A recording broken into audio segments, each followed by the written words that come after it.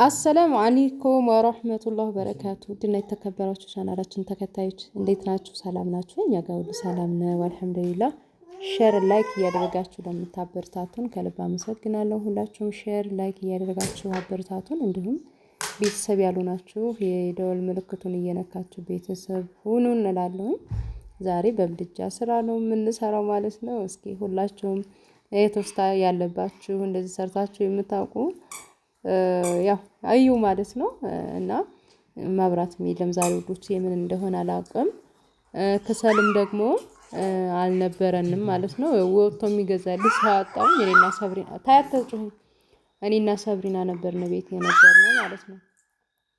ይጮሃል ትላንትና ተኝተሽ እያንኮራፋሽ እየረበሽ ነበር አሉ። እኔ ድምጽሽን አልሰማሁም። አሁን ደግሞ ትጮያለሽ። አይጮህም። እንዴት ናችሁ ነው የሚባለው? ደህና ናችሁ? እኔ ደህና ነኝ ባያቸው። ደህና ነኝ እማዬ ጋር እየሰራን ባያቸው ባያቸውማ እና ውዶቼ ሰብሪና ትላንትና በአጎን ያሷን አስተኝቼ ነበር ኤዲት እያረኩኝ የነበረው ድምጽ እያስገባሁኝ።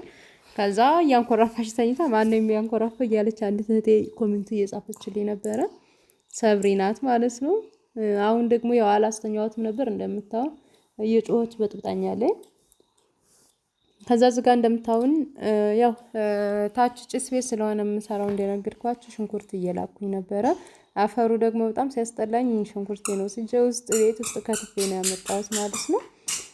ደስ ይላል በነገራችን ላይ ፍጥነት አለው በሳት ስትሰሩ። ነገር ግን በጣም ያስጠላል ማለት የለመዳችሁት በክሰል ወይም በስቶፕ ከሆነ እንደገና ተመልሳችሁ እሳት ላይ ስታነዱ በጣም ከባድ ነው ለእናንተ ማለት ነው። እናቶቻችን እዚህ እስከምንደርስ ድረስ እንዲሁ ነው ያሳደጉን። ያው የኖርንበት ያደግንበትም እንደመሆኑ ነገር ግን እኛ ብዙም አላገኘንም። እናቶቻችን ግን ለብዙ ጊዜ ያው ኑሮበታል። እኛ በተለይ ብዙ ጊዜ አሁን አረብ ሀገር የወጣን ልጆች ትንሽ ነው ይሄንን እንትን ያጋጠመን እንጂ ያኔ ስላችሁ ወጥተናል ማለት ነው። ብዙም እንትን አላልንበትም አላረጀንበትም ማለት ነው። ቤተሰቦቻችን ግን እዚሁ ላይ ነው ያረጁበት ነው የምለው።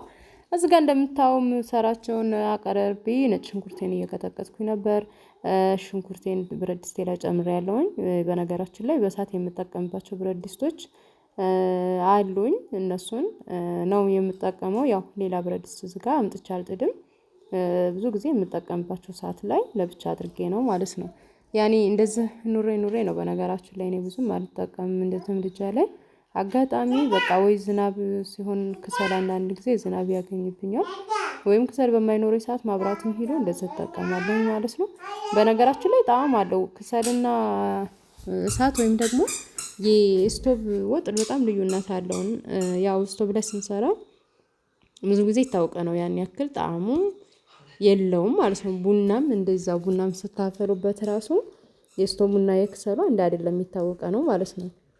እዚህ ጋር እንደምታው ሽንኩርቴን ማቁላላት ጀምሬያለሁኝ። ማሻአላ ተባረከ ረህማን በጣም ያፈጥናል። ቀስ እያልኩ ነው ያበሰልኩት።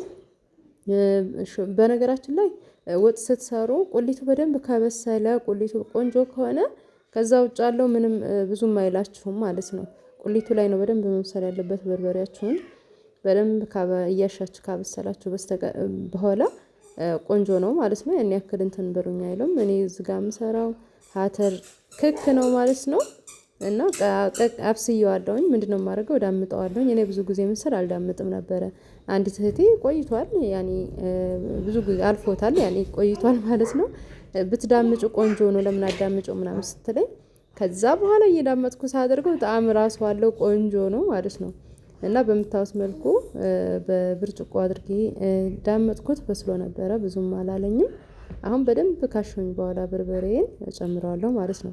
የምድጃ ስራ ያው ያፈጥናል። ነገር ግን ያው እናንተ እዛው አይጥ መስላችሁ ነው የምትወጡት።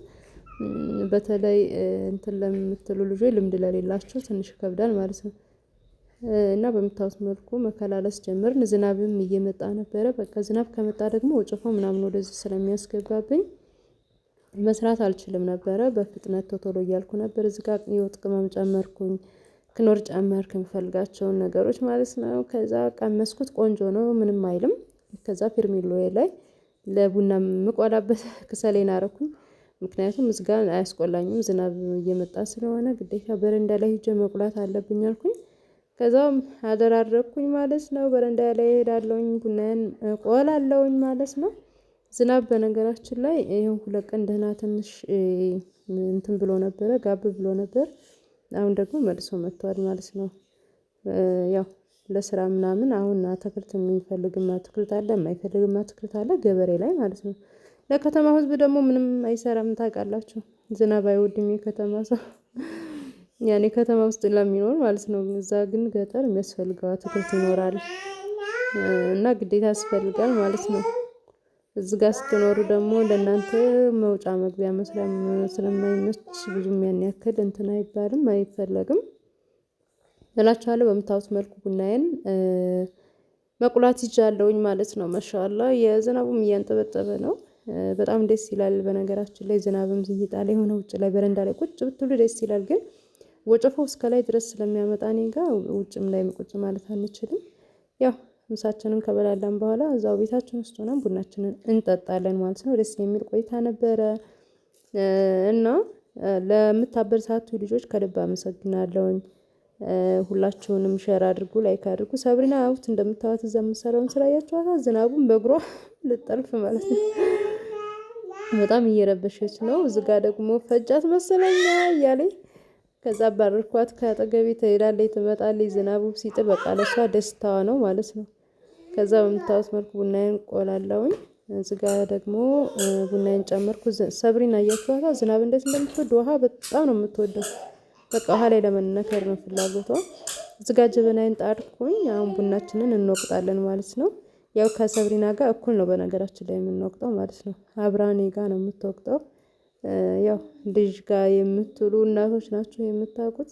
እኔ ካልወቀጥኩኝ ብላ በጣም አዛ እያደረገች ነበረ። ከዛ አንድ ላይ አብረን እኔ ደግሞ ስሰራ በቃ የሆነ እንትን የሚልብኝ ሰው አልወድም። ሰራ አድርጌ እንትን መጨረስ ስለሆነ የምፈልገው አብሬ ካልወቀጥኩኝ አለች። አብራኝ ስትወቅጥ ቆየች። ከዛ ቡናችንን ጣድን ማለት ነው። ወጥ የምትሰራውን ስራ ሰብሪና ያ አላህ። ይሄ በነገራችን ላይ በጣም ርቀት አለው ውዶቼ። ከዚህ ላይ ትወርቃለች እያልኩ በጣም እሳቀቃለሁ። ግን ምንም ልትሰማኝ አትችልም። ወጥ እንደየዞረች ማለት ነው።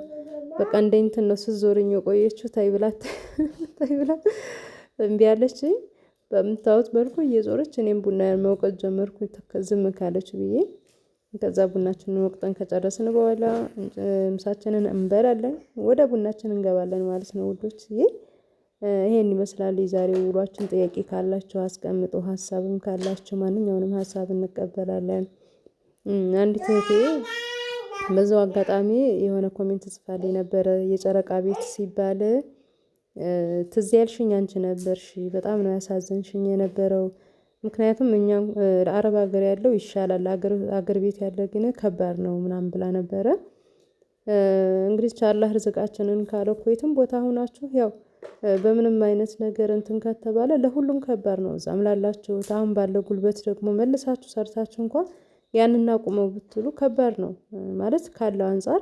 የጨረቃ ቤት ላይ አሁን ስለተከለከለ ህገወጥ ላይ በጥቅሉ መስራት ስለማይቻል በጣም ከባድ ነው የሚሆነው ማለት ነው። እና ብር ቢኖርም መስራት ራሱ ከባድ ነው። በእርግጥ ለሌላ ነገር መፍትሄ ለመፈለግ እዛ ያላለ ሰው ይሻላል።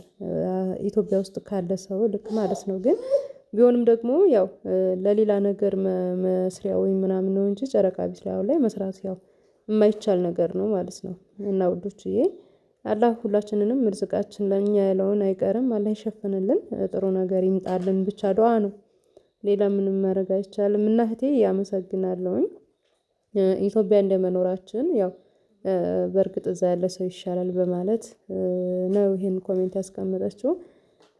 ተጠቀም ያለው ሰው ነው የሚጠቀመው። ኢንሻአላህ አላህ ርዝቃችንን ይጠብቅልን እላችኋለሁ። ከዚህም በላይ አላህ ይረዝቀን። እዝጋም እንደምታውን ቡናችንን ለመጠጣት ደግሞ ጃህዝ ሆነናል። እንጠጣ እያልኩኝ ቡና ቁርሴን እየበላሁኝ ነው። እኔ ሂጃለሁኝ ወዴት እንደሄድኩኝ ራሱ አላውቅም። በሀሳብ በየበላሁኝ በሀሳብ ሂጃለሁ። ዛሬ መብራት የለም እንደነገርኳችሁ። ቴሌቪዥን ነበረ ወደዛው ከፍተን የምናየው። በጣም አስጠልቷል። መብራት ሲሄድ በጣም ነው የሚደብረው። ከዛ የምታዩት መልኩ ቡናችንን እንጠጣለን ማለት ነው ወዶችዬ። መልካም አስተያየት አብሽሪ በርቺ ለምትሉኝ እውነት በጣም አመሰግናለሁኝ። ሰው ለሰው ልጅ ጥንካሬ የሚሰጠው ከጎኑ መልካም ሰው ያስፈልጋልና አንዳንድ ጊዜ እናንተም ናችሁ እኔን እንዳድግ እያደረጋችሁኝ እንድሰራ እያደረጋችሁኝ ያላችሁት። አመሰግናለሁኝ። ሁላችሁም ከተመቻችሁ ላይክ፣ ሼር እንዲሁም ቤተሰብ ላልሆኑ ቤተሰብ እንደሆኑ ሸር አድርጉልን ማለት ነው። ለምንመቻችሁ ለማንመቻችሁ ደግሞ ማለፍ መብታችሁ ነው። በዚህ መልኩ ቡናችንን እንጠጣለን። ኢንሻአላህ በሌላ ቪዲዮ እስከምንገናኝ ድረስ አሰላሙ አለይኩም ወራህመቱላሂ ወበረካቱ።